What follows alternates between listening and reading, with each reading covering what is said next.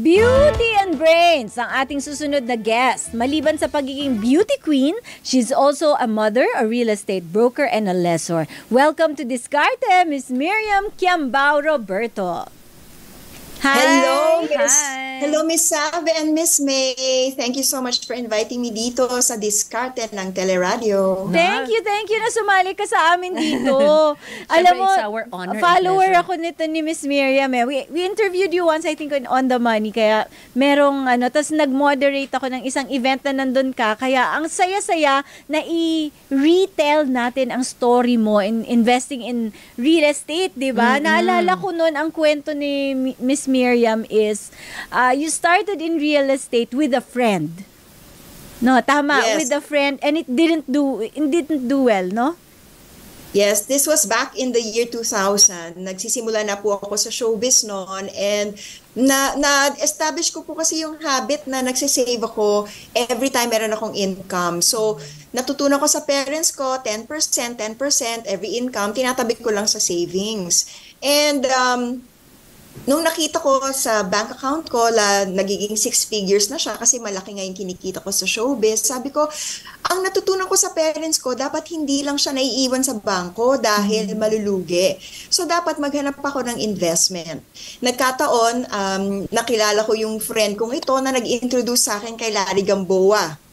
And si Larry Gamboa is author of Salve. Think and Grow Rich. Help me Think and Grow Rich, I think yun. Yeah, Think and Grow Rich. He's the author of Think and Grow Rich. And before pa niya naisulat yung librong yun, siya actually nag-introduce sa akin kay Robert Kiyosaki, yung Rich Dad, Poor Dad. And nung binasa ko yung libro, na-open up yung mind ko to look for opportunities on where to invest. Ang sabi kasi ni Robert Kiyosaki, there's a difference between the rich and the poor. Yung mga poor, kahit matalino sila, minsan hindi sila financially savvy. Na ang iniisip lang nila, magtatrabaho sila, pero pag natigil na yung working years nila, wala na silang investment for the future. Pero yung those who become rich, hindi lang sila remaining employees or self-employed, nagiging business owners din sila and investors. And this is how you transition in the 4 quadrants na dinescribe nga nitong si Robert Kiyosaki. So nag-isip ako ngayon, paano ba ako mag-establish ng business? Nako, busy pa ako sa showbiz. Siguro maganda maging silent investor na lang ako. And partner with someone who will run the business for me. So itong friend kong ito, na nakilala ko sa success seminars, she was working for a bank and meron siyang kaalaman tungkol sa mga foreclosed properties. So she introduced me into foreclosed property investing. And during that time, the year 2000, napakamura talaga ng mga properties kasi we were coming from crisis. From a crisis. So maraming mga foreclosed properties na mura sa bangko. So meron siya mga pinakita sa akin at meron kaming na-discover na isang building dyan sa may Ermin Garcia Street sa Cubao na 8 units siya. And dahil nga meron sa bangko siya, meron siyang negotiation skills, siya na rin nakapag-negotiate sa bangko to have control over those 8 units doon sa building na yun. Actually, maraming units yun pero 8 units yung foreclosed. And siya na rin nakapag-negotiate for us to gain control over those 8 properties for just 10% of the value. So, murang-mura namin nakuha yung property na yon. And we pulled our money together. Actually, yung savings ko was 250,000. Siya din 250,000. We pulled our money together to make 500,000 and acquire those 8 properties na hinuhulugan namin eventually sa bangko. And what we did was, we sold those properties as is where is, pinarento-own namin. At ang proseso niyan kasi, yung kita namin sa rento-own, part nun binabayad namin sa amortization ng bawat unit. Tapos yung difference, yun ang pinaghahatian namin. So that's how we started. Eventually, she started investing in other properties. She started looking for other properties that she would offer to me as a partner, and then other partners as well. Dumami yung mga partners sa mga iba't ibang mga properties. Siguro hindi niya na-manage ang lahat. Wala ding masyadong check and balance. So, ang nangyari, it felt like a house of cards. And we had to file a case against her kasi sa tingin namin, niloloko niya kami. That was many, many years ago. Pero, but Miriam, as a result, yes. Pero ang nakakatuwa kasi sa'yo, you didn't stop.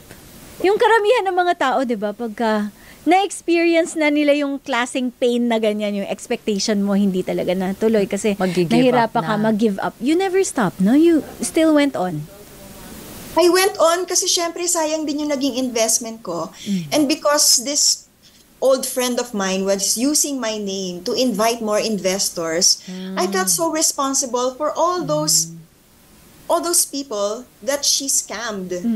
So sabi ko, para matulungan ko sila, I will represent them to try to recover the property sa mga bangko. At noon, naloko ko kasi wala talaga akong alam noon sa real estate. Masyado akong nakafocus sa show business. And you were dependent on her. Oo. Yes. Yun nga lang ang problema kasi. When you depend on someone to handle all the money, all the management of your investment, tapos wala kang alam, ang tendency talaga maloko ka. But so, look at you advice ko now, sa mga diba? bagong investor, you really need to research before you invest. And investigate before you invest. Sabi nga ng asawa ko sa kanyang librong Pera na Hindi Bitin. My husband, R.D. Roberto, wrote the book Pera na Hindi Bitin. And one of the principles he teaches there is to investigate before you invest. Akala ko sisilip si R.D. Akala ko sisilip si R.D. sa gilid. Actually, nasa main house siya. Nandito lang ako sa may kasita right next to our house. I'm zooming actually from Boracay. We moved here exactly a year ago. Today is our 1-year anniversary on the island. Wow. Yan. Parang walang change, no? Parang nasa Boracay ka pero it looks like you're still in Manila. Hindi, actually much better than Manila kasi you have a pool. Ang ganda na signal pati. Maganda signal. Pero you didn't start as a real estate broker. So ikaw, after being scammed or you got a license already. So tapos pinag-aralan mo ng lahat ng ropes. Sabi ko, since wala po akong alam sa real estate, siguro, para maintindihan ko ano ba yung mga dokumento na kailangan sa pag-real estate, nag-sign up ako. And nag-enroll ako sa real estate brokerage course. Yeah. And sabi ko, actually, ang gusto ko lang talagang matuto. Ano ba yung documents? Ano ba yung kailangan para mag-invest? Pag ako bibili ng property, ano bang kailangan kong alamin? So, yun lang talaga ang intention ko lang is to learn. Tapos, sabi ko, well, tinapos ka na rin yung course. You know, the exam is coming up. Might as well take it. Sa awa naman ng Diyos, pumasa naman ako. Meron akong ID. Kaya lang expired kasi practicing na ako in the past few years.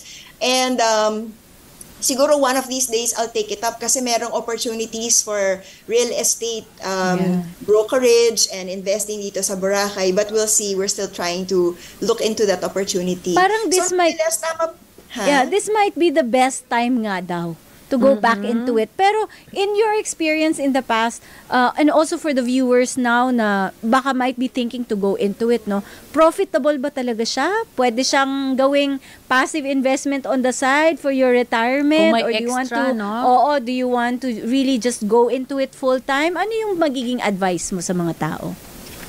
Well, para sa mga nagko-consider mag-real estate, maganda talagang investment ang real estate, but it also involves risk. Bakit siya maganda? Kasi it's a good investment that beats inflation. Sa ngayon, ang tataas-taas ng ang inflation natin. No? In fact, kung ang bangko mo, ang pera mo nasa bangko lang, it's only earning less than 1%.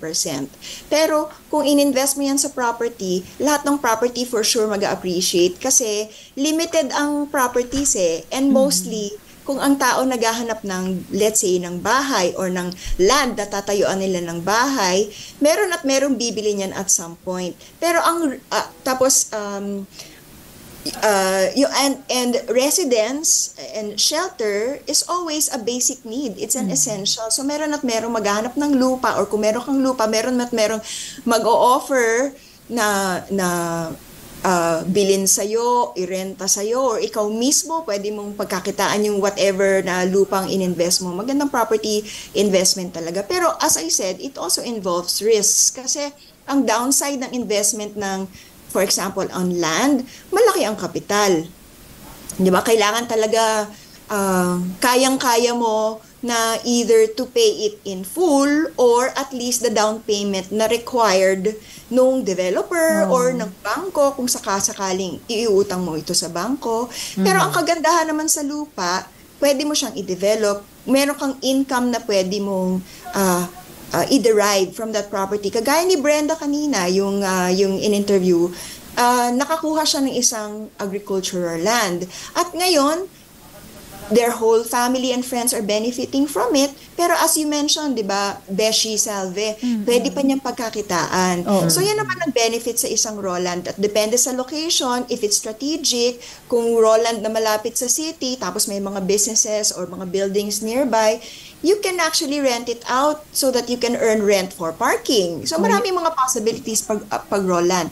Eventually, kunyari nag-invest ka, nag-land banking ka, nag-invest ka ng isang land na maaring sa ngayon ay agricultural, then one day nag-expand na yung city, umabot na sa area ninyo, magiging urban na yan. Tataas ang value. So, tataas ang value niyan. Tapos merong developer na maaring mag-offer sa'yo, nabili yung property mo at pwede mo siyang ibenta ng mataas. So, yun naman ang mga benefits kung land, ha? Tatlong naman klaseng properties, di ba? Merong land, merong commercial property, merong residential property. So, lahat yan pwedeng pagkakitaan. Pero as I said, kailangan talagang pag-aralan. So, ano ang challenges naman kung halimbawa ikaw ay nagpapaupa? May paupahan ka. Nagpapauka naman. Ang problema dyan, yung mga tenants. Kasi minsan may mga tenants na talaga nasakit ng ulo, hindi inalagaan yung property mo. Minsan naman hindi magbabayad. So, sakit din ang ulo Mahirap yan. paalisin, ano? Kaya parang negosyo talaga yung real estate, no? It's not, I wouldn't call it really passive investment for a lot of people kasi, no? Parang marami din siyang effort, pero malaki din ang possible income. Tama ba? Yes, of course. Totoo ang maganda ang possible income yan. If you have a rental property that you're not, if you have a residential property that you are, kunyari, sa sarili mong bahay, or maliit yung bahay mo, malaki yung lupa nyo, pwede ka magpatayo dun sa may likuran o sa may tagiliran, parentahan mo. Inakuha kong inspiration yan dun sa lola ko. Kasi yung lola ko, single parent siya, meron siyang 3 mga anak na pinag-aral niya, teacher lang siya noon. Pero meron siyang isang malaking bahay sa Project 4 na merong space sa likod. Ang ginawa niya, pinatayuan niya ng isang maliit na bahay sa likuran, tapos dun siya tumira. Pinarenta niya yung malaking bahay. Tapos dun siya kumikita, and this was around the time na nag-retire na siya. So, kahit matanda na siya, may income pa. By God's grace, actually, nabuhay siya hanggang 101 years old. Di ba? Haba ng buhay. Pag mabait talaga.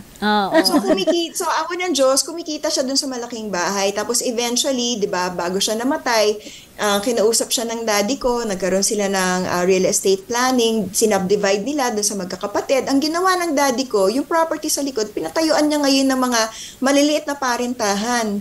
Tapos dun sa bandang harapan, yun ang sinubdivide na lang sa kanila magkakapatid. Ang nangyayari, kumikita kami doon sa mga property sa likod. So, ang daddy ko naman ngayon, siya naman yung nag-take over, tapos nabubuhay din siya doon sa mga rental properties na minamanage niya. At yun din ang na-observe ko rin sa kanila and what I really learned from my parents, na hindi sila umasa doon sa pabigay ng gobyerno, sa SSS. Nag-invest talaga sila ng mom ko na nag-land banking sila around our village. Tapos nagpatayo sila bumili sila ng mga bahay, sinubdivide nila yon, pinarenta nila yon. Actually, eventually, one of the lots that I bought there, dinevelop ko ng isang duplex, binenta ko, kumita din ako doon. So, in short, dahil dun sa land banking nila at pagtatayo nila ng mga parentahan, dun nabuhay yung parents ko kahit na retired na sila. At yun din ang plano ko sa sarili ko. So, and by God's grace, kahit hindi na ako masyadong active sa show business and there was a dip even in my showbiz career. Yung mga rental properties ko po talaga ang tumulong sa akin. Ginamit ni Lord yon para makapag-provide sa mga pangailangan ko. Kaya hindi ako, kumbaga, hindi ako desperate na makahanap for projects, no? ng mga projects. Kasi yung mga nag-yoga na lang si Mira sa akin. Para may oras ka mag-yoga at magpaganda lagi. Oo, diba? marami siyang me time kasi meron siyang mahirap din, ang dami income generating properties. Miriam, meron ka bang vlog where they can follow you or malay mo meron ka nang binibenta ulit the property or you can help them about this real estate broker thing? They can, actually hindi naman po ako masyado ngayong na into real estate. Siguro magsisimula pa lang ako, but that's a consideration. Thank you for the idea. But they can follow me on my Instagram, MiriamQ888. I'm also on Facebook, facebook.com/miriam.kiambao. And they can just message me in any of the social media accounts. Direct message me through those accounts if they have any questions. Yun, and I'd be happy to respond when I can. Thank you. Maraming salamat. Hello to RD and the kids. Maraming salamat, Miss Miriam Kiambao Roberto. Thank you for sharing your thoughts at maraming na-inspire. Ang daming na-inspire. Hindi lang sa kanyang beauty but also sa kanyang brains at puso.